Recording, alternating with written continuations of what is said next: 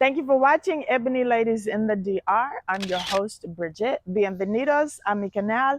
Gracias por mirar. So today, first of all, excuse the appearance, y'all. So I had to go ahead and shoot this episode because one of my subscribers sent me a long email telling me that she was a little frustrated with the property that she had just signed the contract on. And she was reading through all of the rules with the HOA. This is a new bill. So it said no laundry outside. This is why I am outside with my laundry behind me. It said they cannot dry their clothes on the balcony and nothing outside. People can't see. And she was saying that, whenever she would come back and forth to Punta Cana, that was like one of the things she liked, that, she would be able to save on her electricity bill and put her clothes out, let them have a fresh air smell, and let them dry outside. Well, Cocotao has that same rule that you're not supposed to be able to see the clothes from the golf course. And if you live directly on the golf course, you can't put the clothes over the balcony. So I get it. I'm not sure why I get it, why they don't want, the clothes all everywhere. But if it's not a golf course, I don't see a problem with the dryer racks on the patio. So, she had a little complaint about that, but the rules are the rules is what it is.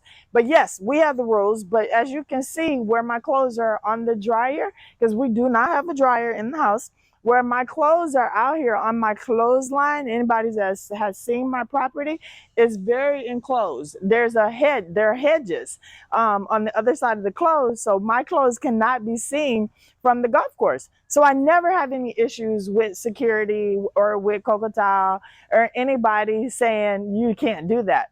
So we got very, very lucky again. That's why I tell people it's so important to, kind of wait and see where your property is going to be. Because even though this is like something small to some people, it's like a big deal to her, because she's now learning she's got to, get a washer and dryer. And so she just wanted to get a washer because the stackables, she didn't like the stackable dryers. So let me tell you what she has since learned and found out: that the community, the developer, has an agreement with an appliance store that sells the two-in-one, the washer and dryer. It's always something, ain't it, y'all? They always trying to get y'all, always trying to get you. So they have an agreement. So that's really why I feel like they are saying no dryer racks, nothing on the balcony, even though it's not a golf course. And even though in their community is not one like, if y'all know how some of the communities where the balconies face each other, let's say Sol Tropical or Eden Caribe, they are like, it's an L, so you can see everybody's balcony. So I understand they don't want y'all to have to see everybody's underwear and everybody's laundry, that type of thing. But it's not that kind. These are straight, so nobody would even see it. But if you have an agreement as a developer with an appliance company to buy the two-in-one washer and dryer, there you go. That answers that question, right? And just been on the topic of like HOAs and some of the things that the new communities are like saying no to. This is a big one. So like some of the communities are saying, new projects are saying you can't have Airbnb. So if you are thinking this is your investment property and you're coming down here specifically to start your Airbnb business, make sure it doesn't say that. Because even though they're telling you you can rent your apartment out, but only if you do it through their property management company.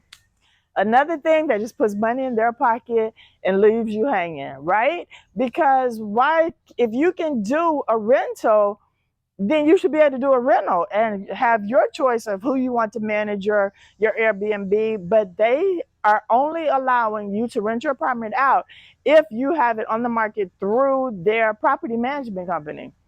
And y'all know the property management companies, they get a lot of your money. So in the end, think about it as always, is it going to be really worth having an Airbnb here or have a rental here if you don't have that much say so over it, right? because like I said, me and Devin, when we first got here, we did a little bit of property management.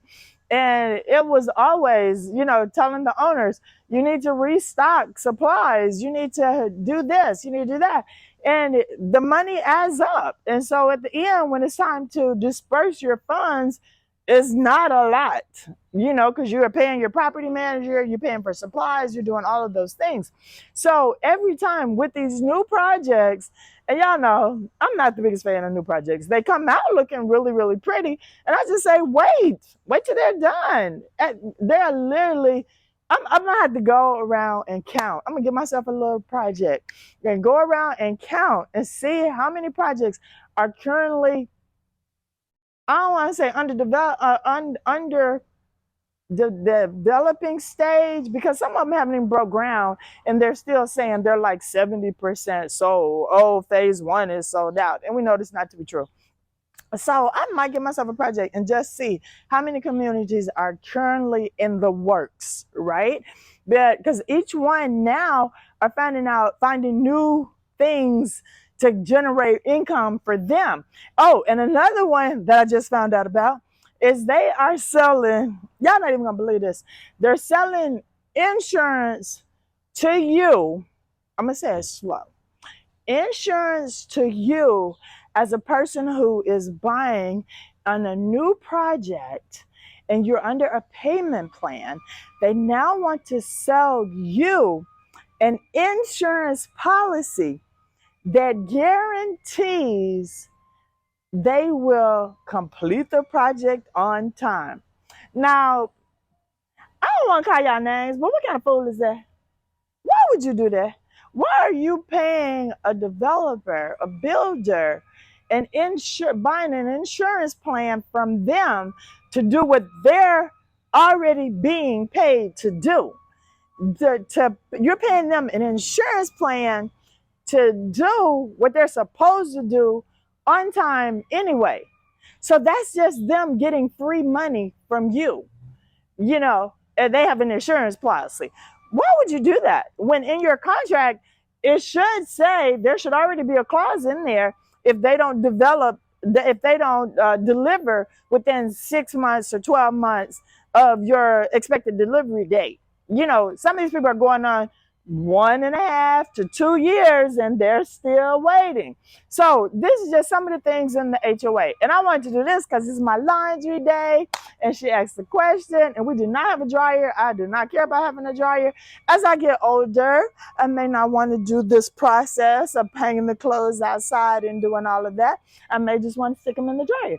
But for now that I'm young and still got some kick in me, I'm going to be putting my clothes right here on the clothesline. So just be careful. Read through all the little stuff on the HOA, because little things will add up. Like if you have to buy that 2-in-1 because the ceiling's not high enough for the stackable, or the space is not high or big enough for the stackable or a side-by-side washer and dryer, and you got to buy that expensive 2-in-1 that takes 2.5 to 3 hours to wash and dry to do one cycle, you're going to see an increase in your utility bill. So little things add up. So just do your homework, do your research, and go through to find out all about the HOA provisions and rules before you sign on the dotted line. Because after you sign that contract, it's too late. Okay? All right, I know that was a mouthful. It was a lot, but I wanted to do it. So, y'all, every Thursday, what? Right here on YouTube, Ebony Ladies in the DR, 9 p.m. Eastern Standard Time. Don't forget to hit the like, subscribe, and share button, and ding, ding, ding, ding, ding. Hit the notification bell, because I do a little Spanish every single day with Bridget. All right, I appreciate y'all. Thank y'all for watching. Drop your comments in the bottom, and I will definitely reply. Have a good day.